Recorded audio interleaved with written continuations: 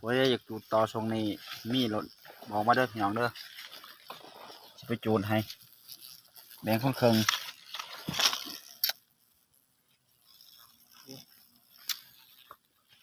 นี่พี่น้องมึงนี้เขามาจูดต่อนะมึงนี่นี่อ๋อห้างมึงใหญ่เลยนี่อ๋อนี่พี่น้องห้างต่อมึงใหญ่เลยนี่อุ้ยชุนยอดเลยนี่ใหญ่แห้งเลยอยู่ปลายกรุงพุ่นเนาะโอ้ชุนยอดพี่น้องเขาวิธีพี่น้องนี่ตอนแรงๆเนาะโอ้แดดนี่ช่วงนี้ก็เวลา4 โมงเนาะยังแดดอยู่ต่ออยู่เทิงพี่น้องนี่ให้เบิ่งอยู่เทิงเนาะห้างมึงใหญ่เลยอยู่ได้นี่ประจำเรายังบ่เห็นเนาะพี่ชนูมันแห้งอะไรได้นี่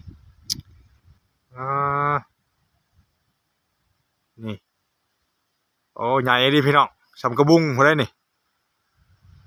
สุดยอดเลย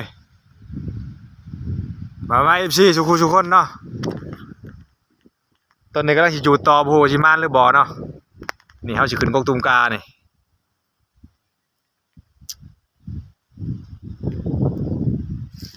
เขาสิขึ้นกกตุมกาตัวนี้แหละนี่ชีไก่เนี่ยเนาะโอ้สุดยอดเลยสิขึ้นจูดทั้งต่อเนาะนี่โอ้ปินเลยรับ15 เมตรเนาะความสูงนี่มากำลังสิขึ้นได้เดี๋ยวนี้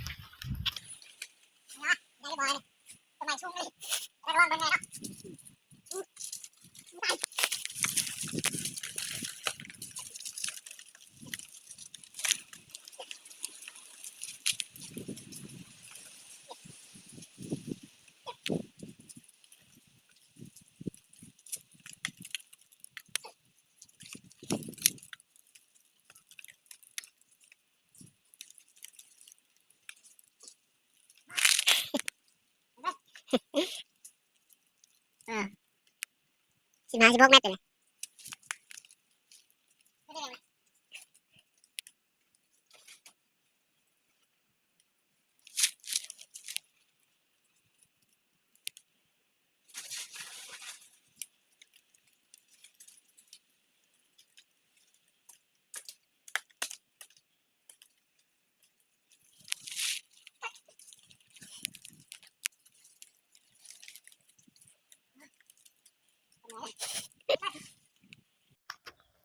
จูดแล้วพี่น้อง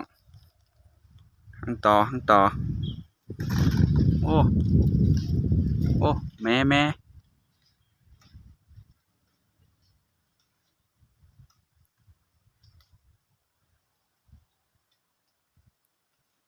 จักสิห่างสิยังแล้วแม่ร้ายเลยว้ายแมนหมดนี่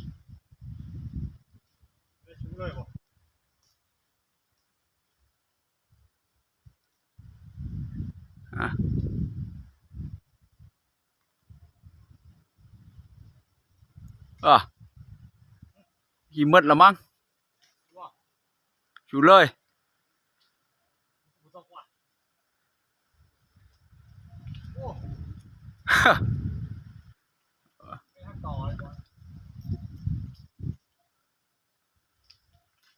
โอ้มีลูกอยู่ด้วยฮะ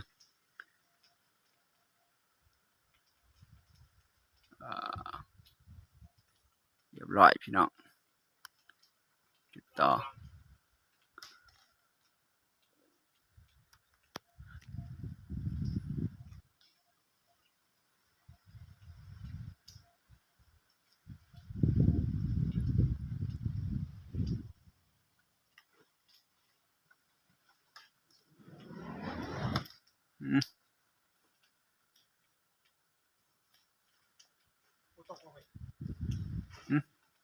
โอ้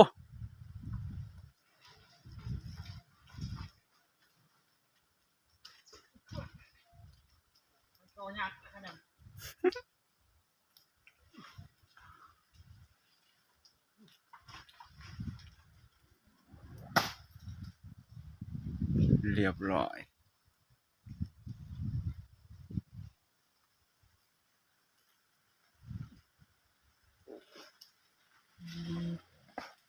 เรียบร้อยยังบ่ย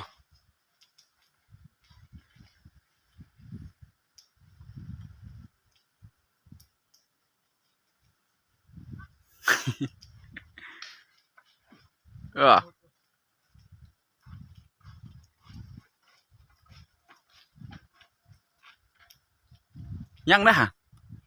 ไฟไหม้หมดแล้วมั้งไฟไหม้หมดแล้วมั้งเหรอ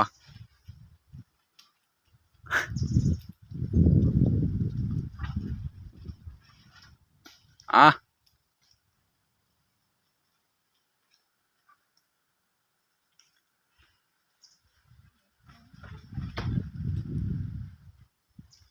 มืดแล้วมืดแล้วฮะไม่หั่งอันนั้นมันล็อกนะครับเบิ่งฮะบ่วอดอยู่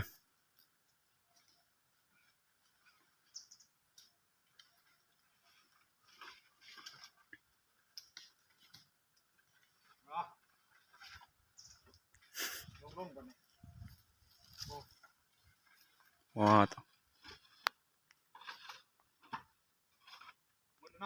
มืดแล้วมืดแล้ว จัดการเลยเป็นเมตานะ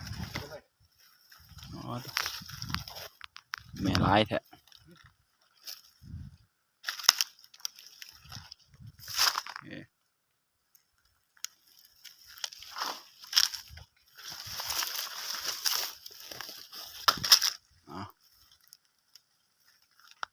เบิ่งกันเลยโอ้เละมันวะเละเบิด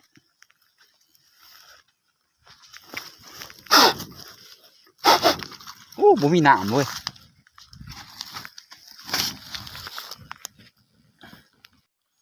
นี่มีลูกอยู่ได้นี่มาได้นี่ลูกให้ไม้โผล่แล้วนี่โอ้ยอยากจูดต่อทรงนี้มีรถบอกมาเด้อพี่น้องเด้อจะไปจูดให้แบ่งคนเคิง